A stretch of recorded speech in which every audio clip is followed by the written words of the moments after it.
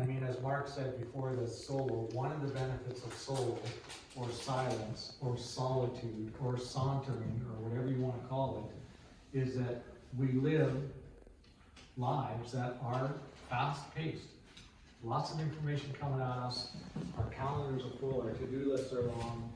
If we make space for journaling or reflection of any sort, then we can help slow things down and we can start to connect the dots. We can start to build the puzzle. I think journaling and I think reflection in whatever form it comes for you, it's a way that enables us to live well. It enables us to live full lives. So it enables us to be human beings rather than human doers, to use Mark's language. If you engage in it, you'll find your own way. You'll find your own tools, your own methods. Musicians are reflectors who use music as a means to express their reflections, their understandings.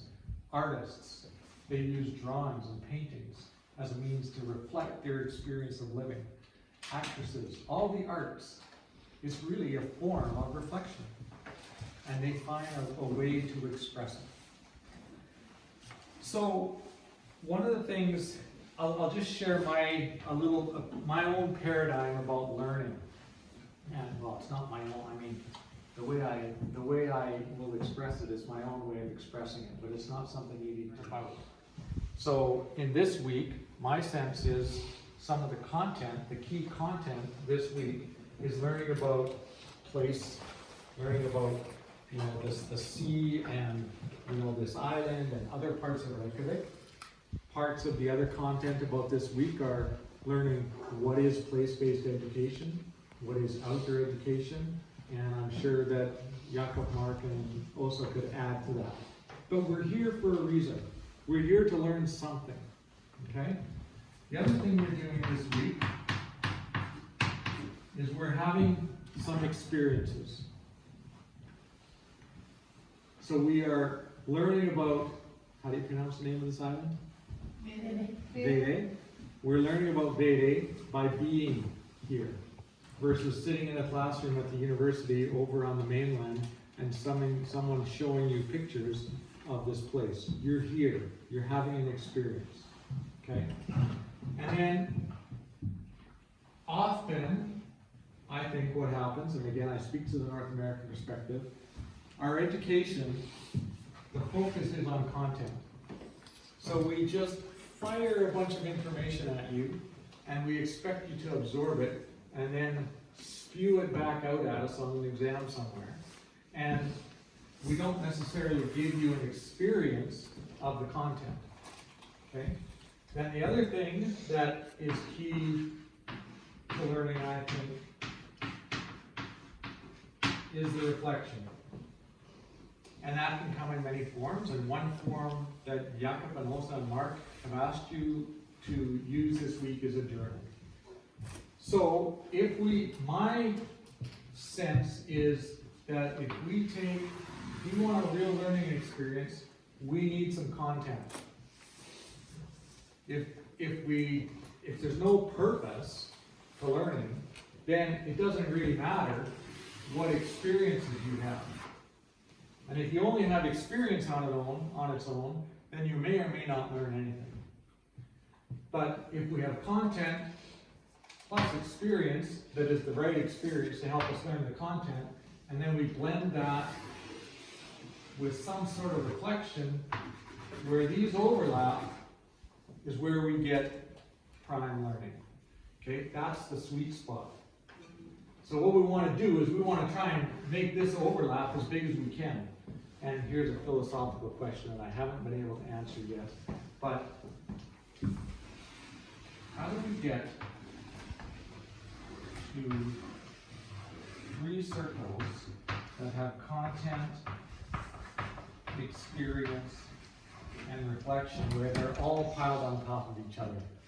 And part of me imagines that this ideal situation might be the example of a well-lived life. An intentional, well-lived life. But that's a discussion for another day. So we're going to start to build it right now. So that by the time the assignment comes, you've actually done the work. And all you have to do at the end then is gather it all together, package it all together so somehow it makes sense. Okay?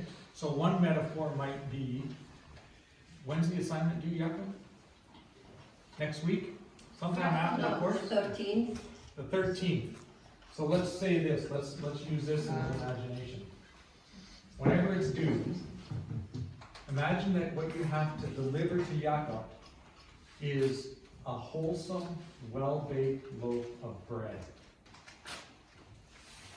that's going to nourish him, and that you're going to have satisfaction in baking.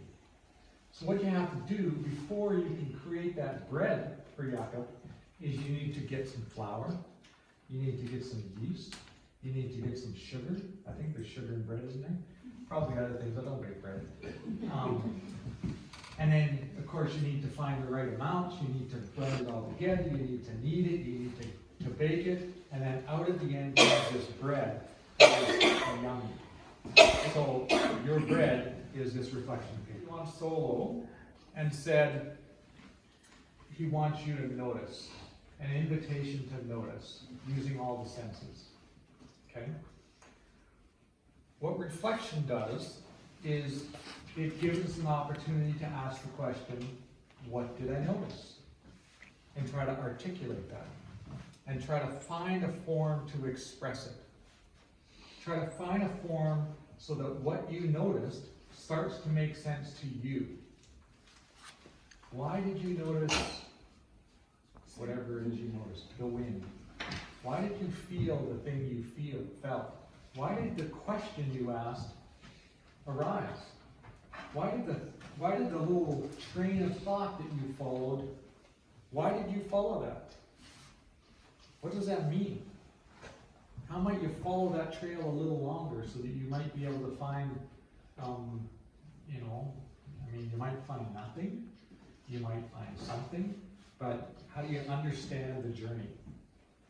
So here's some strategy. So here's the other thing that I think many students say to me.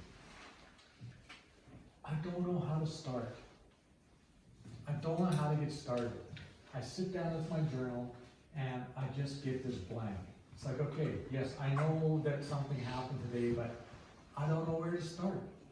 So many of these strategies I'm going to share now are really just a way to get your brain moving, to start thinking about it, and then you're going to have to write something later. I'm sitting at the table here in the guest cabin, and it's 9:07 in the morning. It's minus 32 outside. Because it's just the way I start. And once I start, then I'm going. Okay? So, how many of you here are athletes of some sort? Here's one way to get started and get your thinking going, and that is to use a concept map or a mind map. So, you might start this on a journal page today, and you might add to it all week. And you might say, okay, I'm going to put place in the center. And maybe today you're going to say, okay, you're going to put, is that how you spell it? Yeah, That with the goofy thing on top? Yeah, okay, good enough. That's the Danish goofy thing. And, maybe you're going to add, what's the place we're going tomorrow?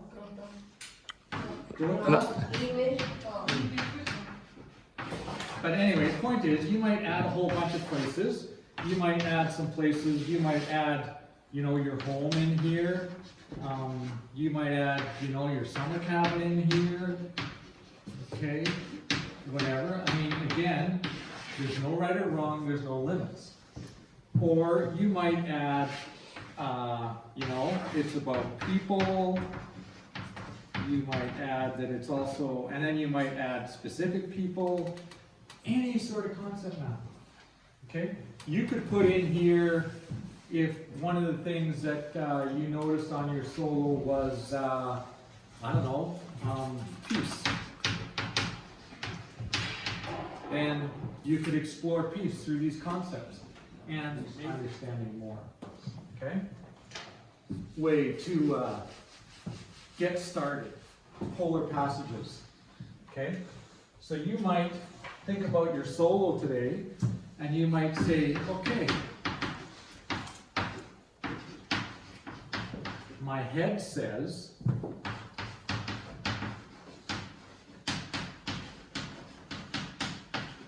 or my heart says. So what did your head say about the solo? Did your head say, I don't like doing solos because, you know, I just really like being with people and interacting? But your heart says, yeah, it makes me uncomfortable. I bet you if I engage, there might be something coming here. Or your heart might say, I really want to do this solo, but your head might be saying, yeah, don't think about X or don't think about Y, or, you know, because that's hard to think about. So what kind of polars could it be? You could say, what did my head say? What did my heart say? What did my good angel say? What did my bad angel say? What did the student in me say? What is it Mark wants me to get out of this solo so that I can get a good grade in the course? Versus, what did the play in me say? I'm going to go sit in the tall grass. And I want to just feel the tall grass. What did the excited me say? What did the scared me say? What did the happy me say? What did the grumpy me say? What did the feed me say? What did the hungry me say? There's no limits.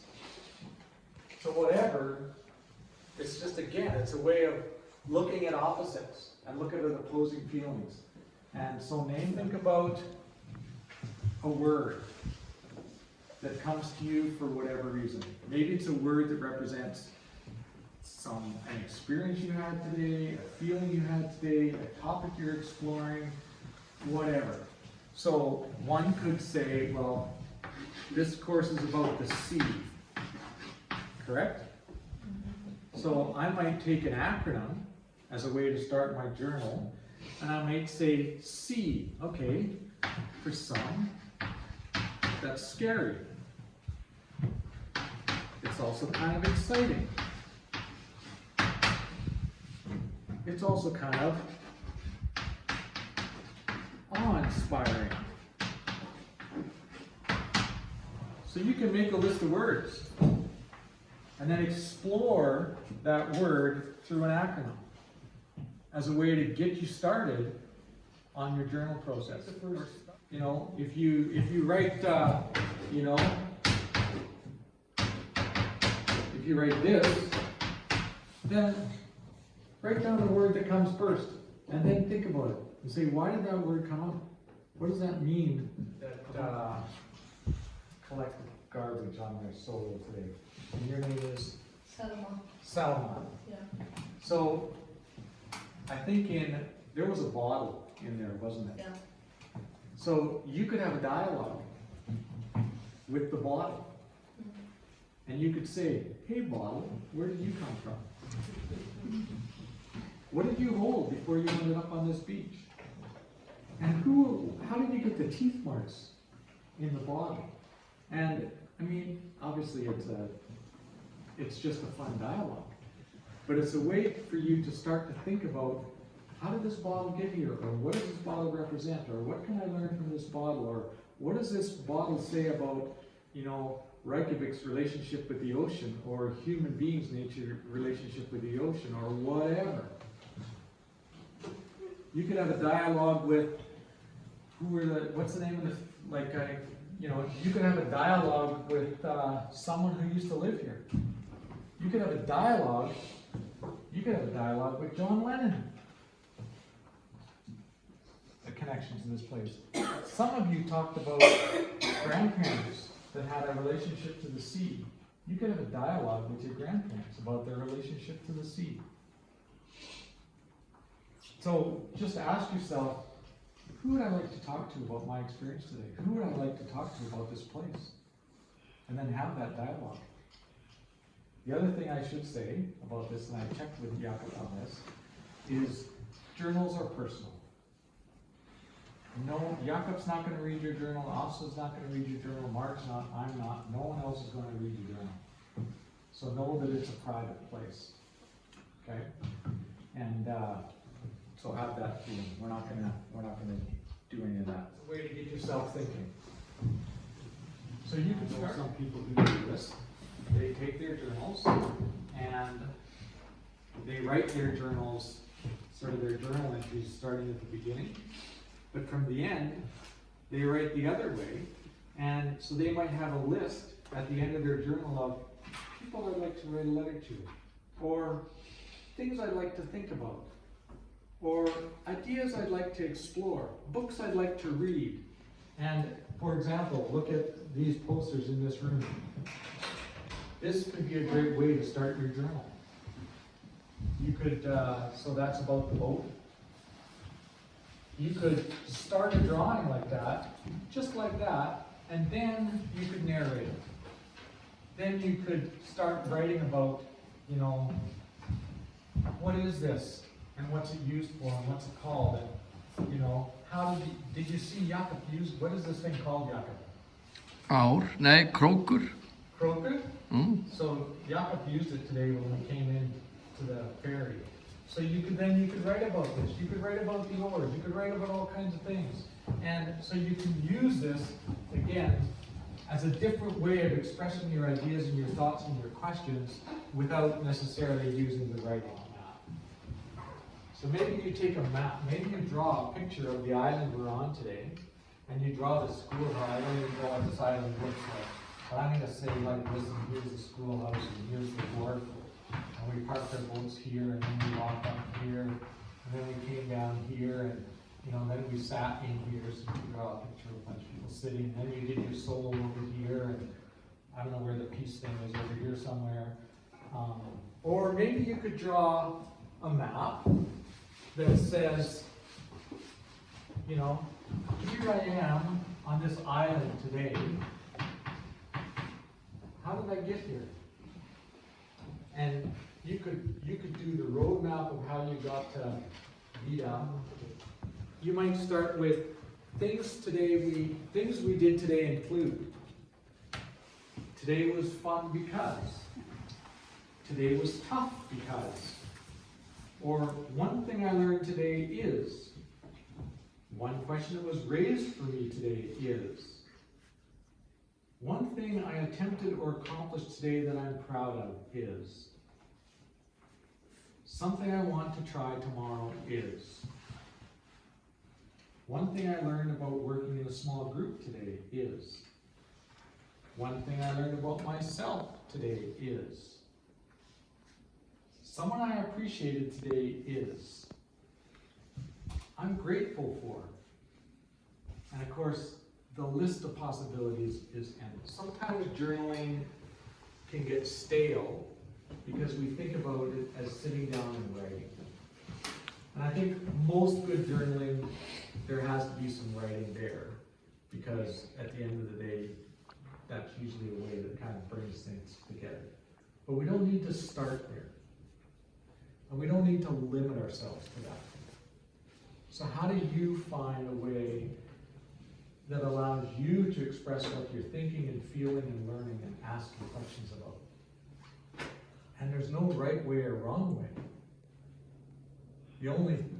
There's just ways that work and ways that don't really work. And that's different for all of us. So you have to find your way. And sometimes we make bread, sometimes we make cake, sometimes we make brownies, sometimes we make fish, but there's always a process to get there. So if the end result we want is understanding, we have to engage the process so that we can get to understanding, versus just pretend that we can open our skulls and let the yucca pour information in, and then somehow that's going to stick, because it's not likely to. So 7 minutes, and I'd like you to use one of these activities I showed you. So a forward passage, an acronym, a dialogue, a letter, a list, how things work, a roadmap, do a song, do a poem, words to remember, do a drawing, do a concept map. And I'd like you to answer the question, use one of these journal strategies to describe something you noticed during your solo today. Something you noticed. So something you saw, you heard, you smelled, you touched, you tasted, you felt, You thought about the question you asked.